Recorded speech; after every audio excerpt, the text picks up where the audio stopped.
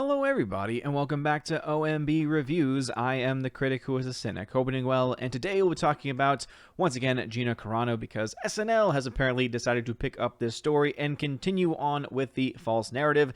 Now, I do think it's kind of entertaining that a comedy show has decided to become incredibly politically minded and really no different than a lot of the mainstream news media outlets as of late, most especially during the Trump years. But before diving into this story here, where they actually do kind of go after Disney a little bit, but obviously you can see from this post here talking about how she was fired for anti-Semitic remarks, obviously is just factually inaccurate. And again, I understand it's a comedy show, but the fact that they're starting off with that and therefore people are saying, oh, that's pretty bad, even though they're going to be making fun of Disney in the same way, it doesn't also at the same time kind of uphold the truthful statements. But anyway, before we go into this story, please be sure to smash that like button if you don't mind. And also make sure that you follow me over on Odyssey.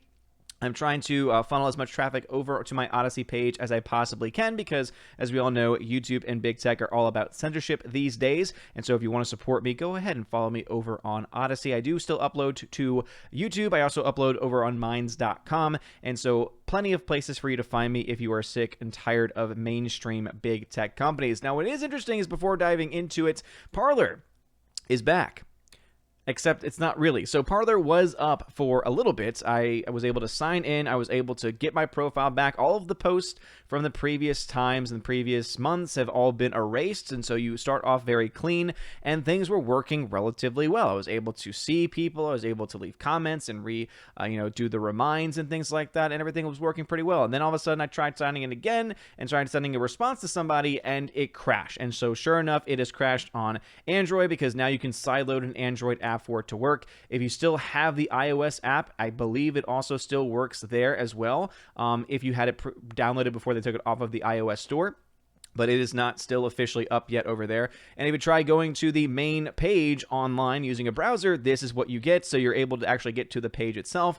You're able to actually sign in and go through the human CAPTCHA, but then it just gets stuck on repeat here. And that is basically what has been going on right now. So again, very happy to see that Parler is back, but obviously it is still very slow going. And I wanted to take this time to talk about how I do have alt tech platforms. As I mentioned, minds.com is kind of my favorite one out of all of them, but I have been spending a little bit more time over on Gab because obviously Gab I've been very critical of in the past because it was very slow. It was unusable for a long time as a huge influx of people flocked to their platform, but they have since been able to get things kind of, in the state of, a state of balance, right? The state where they've been able to handle all of the traffic and everything, and it's been working pretty well. I think what I like about it the most is that there is a place to go for news, there's a place to go for videos, there's just a lot of, I think it's just a very well put together service, and now that it's actually working, I'm actually become a pretty big fan of it. The one downside is that they don't have any dedicated apps. Obviously, they've been,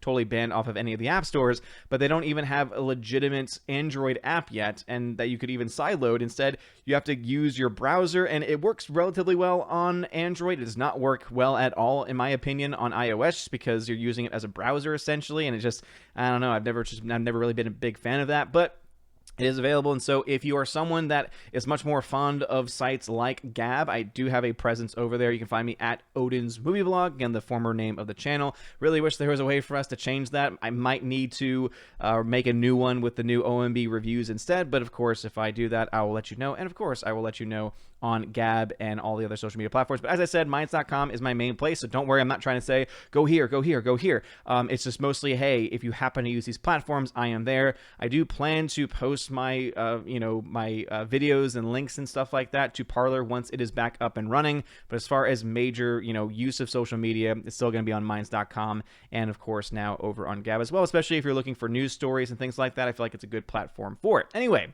enough about that. Let's dive into the main story about Gina Carano. And so this is from, IndieWire. It says, surely the biggest pop culture story of last week was the firing of actress Gina Carano off the Disney Star Wars series The Mandalorian after she shared a social media post that was deemed anti-Semitic and offensive. Again, I'm glad they used the word deemed because if you actually read the post, it is not. And if you actually know anything about Gina Carano, you know that she is not. And so once again, she was fired for complete crap reasons.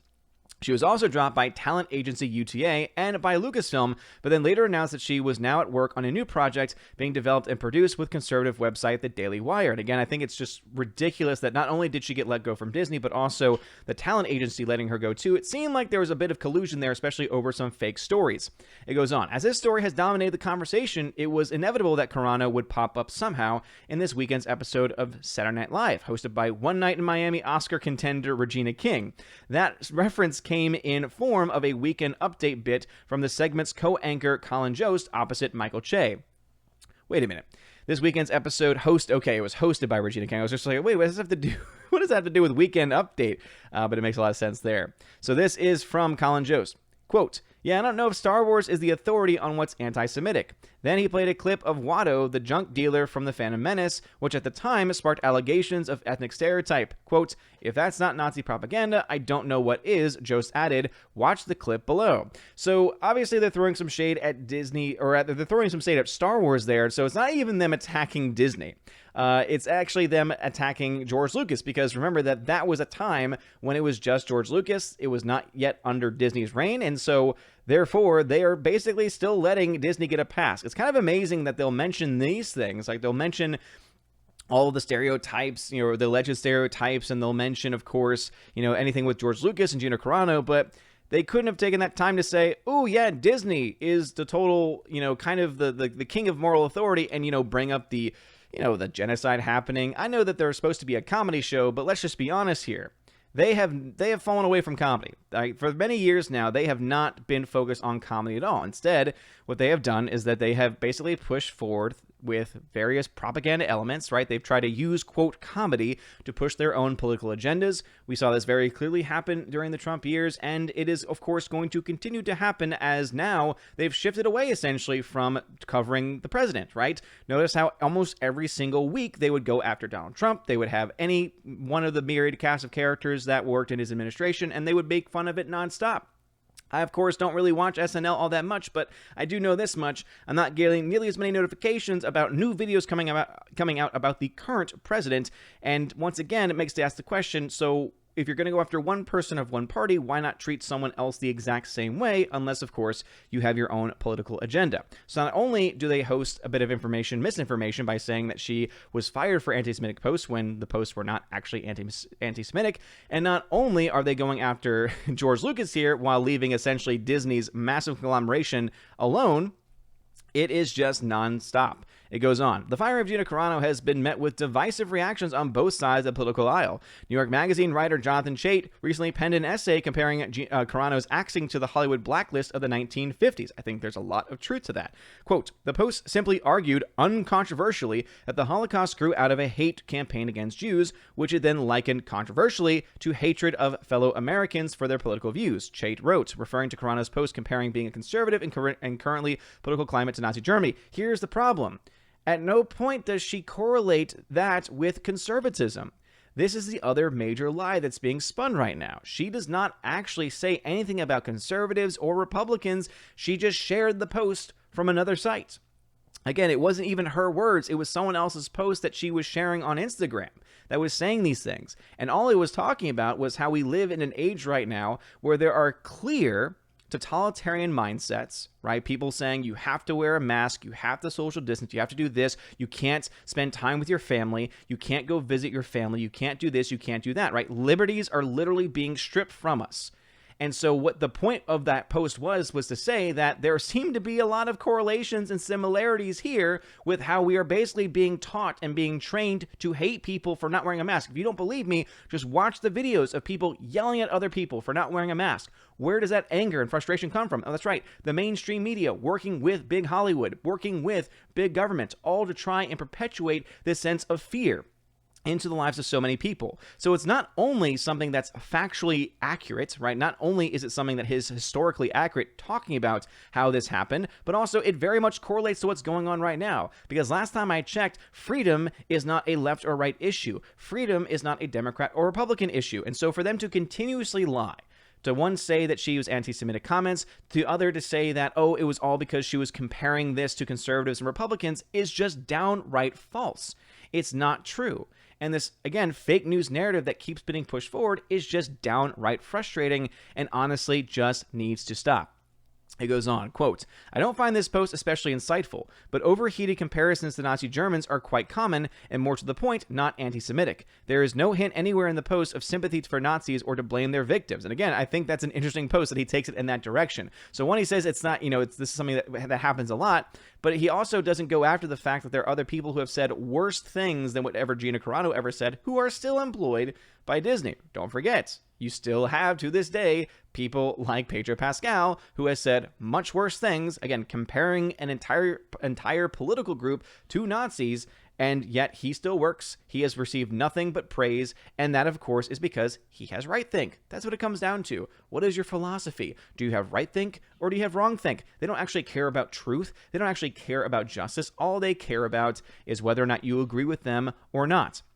He goes on, quote, I'm sending out a direct message of hope, or rather, sorry, this is actually from Gina Carano, and again, this is the reason why she is a badass, right? So notice the stupidity of everything that was just said beforehand, and this is what Gina Carano said, and I will say it again, quote, I'm sending out a direct message of hope of everyone living in fear of cancellation by the totalitarian mob. I've only begun using my voice, which is now freer than ever before, and I hope it inspires others to do the same. They cannot cancel us if we do not let them, and also, remember, she had another point added on, welcome to the rebellion, and I think it's so important, but notice here, the totalitarian mob, that is not exclusively talking about Democrats. That's not exclusively talking about liberals even. Though obviously when you actually step back and use common sense and use your brain, you know that there are a lot of correlations between the two.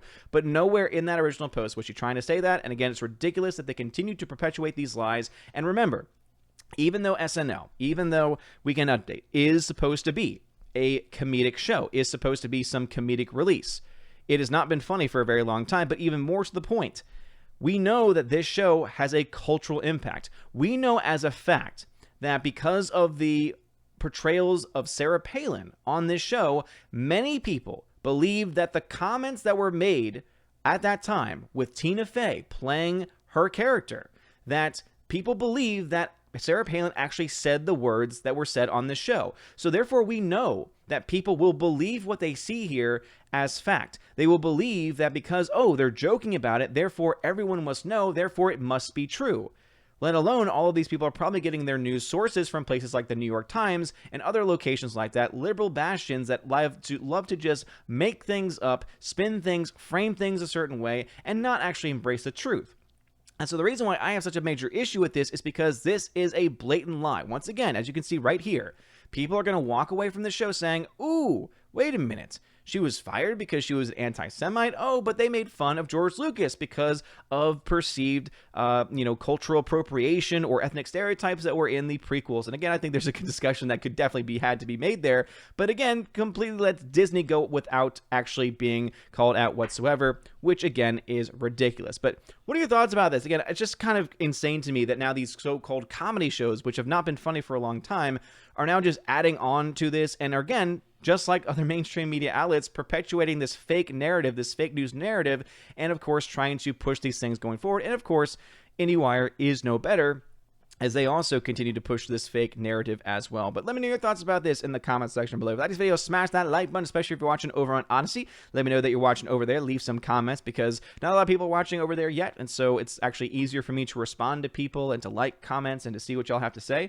So I would very greatly appreciate it. You guys are all amazing and beautiful people. I hope you all have a wonderful day, and as always, God bless. And now for a huge shout out to all of my Patreon members: Albertus Magnus, Ali C83, Andrew Hoyle, Animation Commentator, Brian P, Dion, Divex, Enrique Evangelista, Father Christopher Miller, hail to you, Father, Father Damian Cook, Garrett Searles, The Honky Chonky Funky Monkey, Inflamed Wood, It's a Trap Productions, Jason Clark, Jacob Juice, Jay, Jeff Toon, Jonathan Carney, Laura Story, the Modern Major General, Mag Jackson, Mad Mitch Dunaway, Mr. Peabody and his evil twin with the beautiful hair, On to June, Orange Hat Reviews, Out of Step with Reality, Riff Magos, Rosetta Allen, Steve Glasker, Teresa Martin, Theodore Benden, Tina Bojan, and Tina B, the Empress of the Universe. Thank you so very much for being my Patreon members.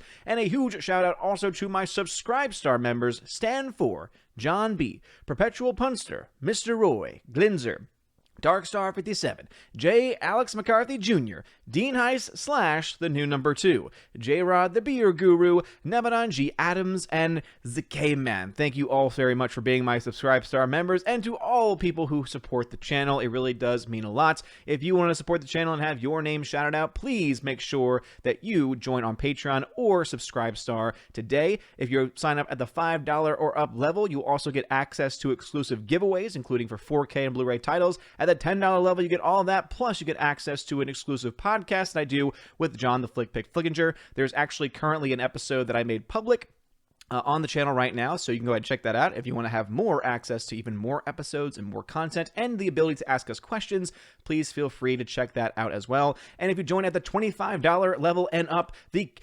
Chosen of Valhalla level, you get to have all of those things, plus you get a free t-shirt that first month that you sign up for it, and every month you will be able to access the Chosen of Valhalla live stream, where me and my chosen just talk for about 2, 3, sometimes even 4 hours about whatever it is that they want to talk about. So check all of that out in the links in the description below. You are all amazing and beautiful people, and we all have a wonderful day. And as always, God bless.